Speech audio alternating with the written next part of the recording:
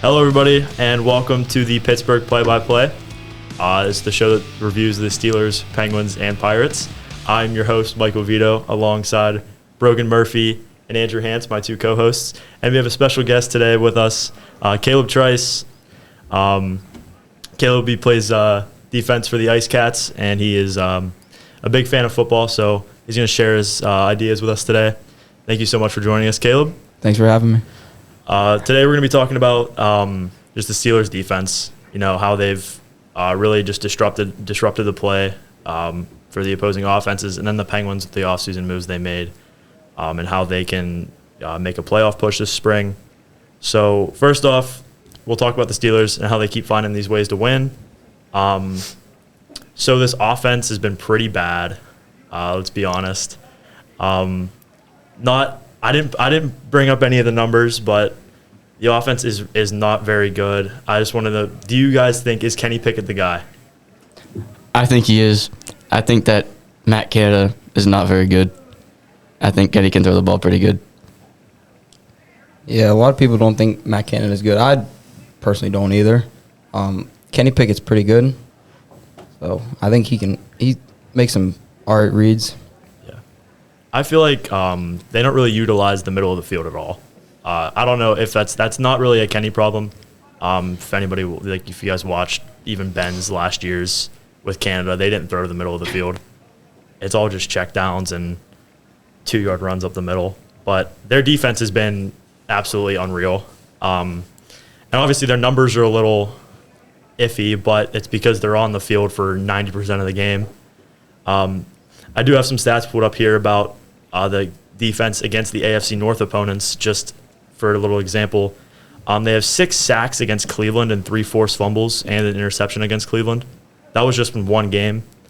Obviously, the second game against Cleveland hasn't happened yet. 4 sacks against Baltimore, 2 forced fumbles and an interception, also a blocked punt, all coming against Baltimore. And some other notable numbers is they've held their opponents to under 20 points in 6 out of their 9 games up to the point of this recording. So that's a big game changer there. And each game that they've held their opponents to under 20 points has been a win. So what do we think? Do we think that really the Steelers can do anything better on defense, or? Honestly, I don't think they can do anything better because, you know, DJ Watt and Alex Highsmith, the outside linebackers, they get to the quarterback a lot, and they apply a lot of pressure. So Yeah, I believe, you know, sorry, Kev, I wasn't going to cut you off because I saw you started going, but. I was going to say defense can't really do much more. Keeping them under 20 points is good. And, I mean, Terrell Lawson, the defensive coordinator, he's done a great job with these guys, even with, you know, Minka being out for a while, and even Cam Hayward just coming back against the Titans. He hasn't really done too much, but you know, especially having those outside linebackers, like you said, Andrew, with Watt and Highsmith, and even those veteran guys on the defensive back. I mean, Patrick Peterson's he's been all right, but I mean, Levi Wallace has showed up a little bit, and you know. They get some help from those older guys and mentoring the younger guys, but you know, they have a really young offense, which I think is definitely promising for the Steelers. Obviously, you know, second-year quarterback Kenny Pickett.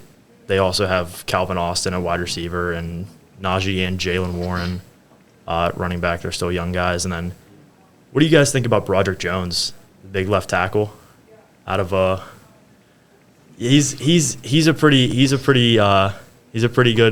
playmaker there. They benched Dan Moore in favor of him finally. You know, just want to get your guys' thoughts on that. yeah, I think the running game is getting a lot better as the season goes on because they're being able to use Jalen Warren and Najee Harris more. So I think that's just a good thing they got going. Yeah, using 2 running backs is big step up from just one. It's a lot more useful. Yeah, and I feel like I mean, Jalen Warren's just been on another level lately. He just, I mean, the thing about Najee is his vision isn't the greatest. there'll be a hole right in front of him. He doesn't hit it, which is unfortunate. I mean, he is a power back. He's got great legs, but He tries to make moves instead of just running. Yeah. Or run towards the hole. you run towards the hole. There's been plays where there's nobody in the second or third level, and he has a hole wide open. He can have a 60-yard run or whatever, and he doesn't hit it. But I think Jalen Warren can find a hole a little better. He's a good kid, great runner. So I think he's definitely going to be something. That 1-2 punch is pretty lethal. So we're gonna move on now to the Penguins, the other Pittsburgh team that is in season right now. So they made some huge signings, huge trades in the offseason, most notably Erik Karlsson from the San Jose Sharks, the former 3-time Norris Trophy winner. Also signing Riley Smith and Ryan Graves. Really the only main departure that they had this year was Jason Zucker, and they got Riley Smith kind of as a replacement. What are your guys' thoughts on early in the season, the new guys play and the Pens play in general? I think Karlsson is a huge add. I saw him and Crosby in 14 games had, I think, 34 points or something like that, which is really good. Yeah. I also think it helps on the power play because, Get closer. Carlson, he shoots the puck. He knows how to pass. Like on the breakouts, he'll pass well, and he'll just get the Penguins set up. And he has a rocket of a shot, too. He scored yesterday to help the Penguins win. So. Yeah, that was just a gorgeous shot last night. Also, Sidney Crosby staying red hot. Had that hat trick, his 13th career in the regular season. Tristan Jarry playing great hockey in November. His last 4 games, he's 4-0-0 with 2 shutouts.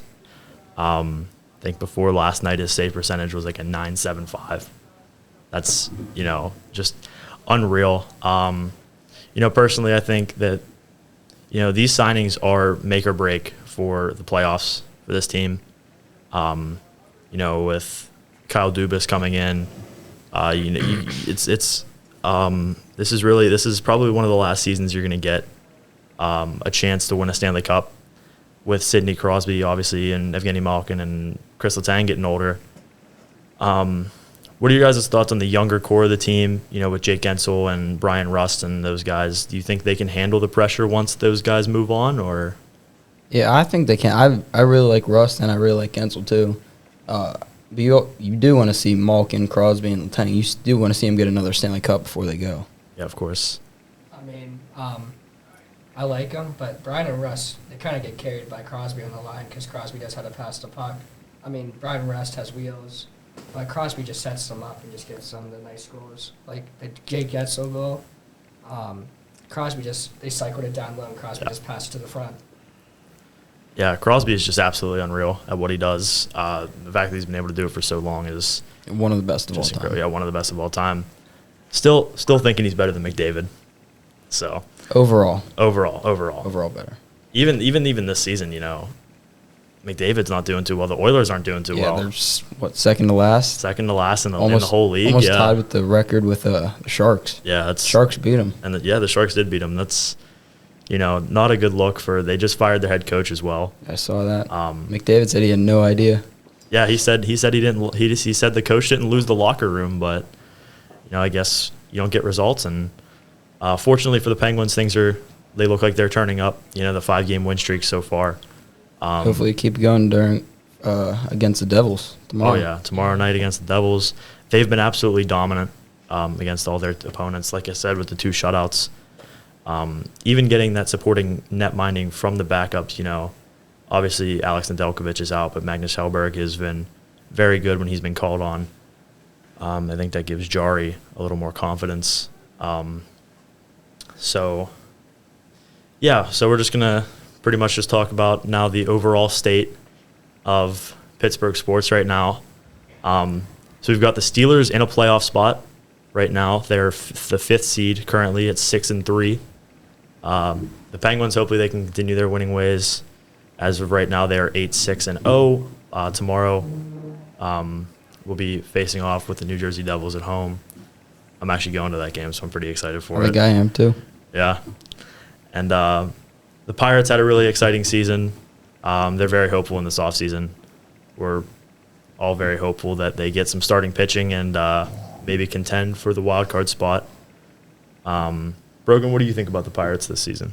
I mean, they have O'Neal Cruz. They got like all the young guys who will help them win. I don't know. You just got to see what happens. Yeah, this offseason is definitely going to be very important for the future of this team. Well, I want to thank everybody for listening in to the Pittsburgh Play-by-Play.